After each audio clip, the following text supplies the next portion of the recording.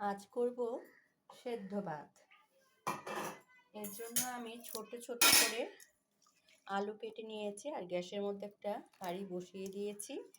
এই আলুগুলো আমি জলের মধ্যে দিয়ে দেব। আর নিয়েছি সোনা মুগ, ভালো মতো ধুয়ে পরিষ্কার করে নিয়েছি। এই জলের মধ্যে দিয়ে দিলাম, কিছুটা সেদ্ধ হতে দেব। দিয়ে দিব নুন। আলু আর যে মুগ ডালটা দিয়েছি একটু সেদ্ধ করে নেব। আমি গোবিন্দভোগ চাল ধুয়ে রেখেছি, চিনি গুঁড়া আতপ চাল যেটাকে বলে। 50% আলু আর মুগ ডালটা সেদ্ধ হওয়ার পর আমি চালটা দিয়ে দিচ্ছি, আর বাকি 50% এই চালের সাথে হয়ে যাবে, কারণ গোবিন্দভোগ চাল হতে কিন্তু বেশিক্ষণ টাইম লাগে না, সেটা আমরা সকলেই জানি।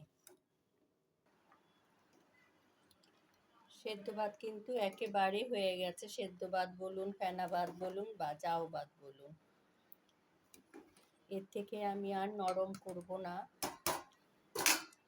আর কটা কাঁচা লঙ্কা নিয়েছি, এর মধ্যে দিয়ে দিলাম।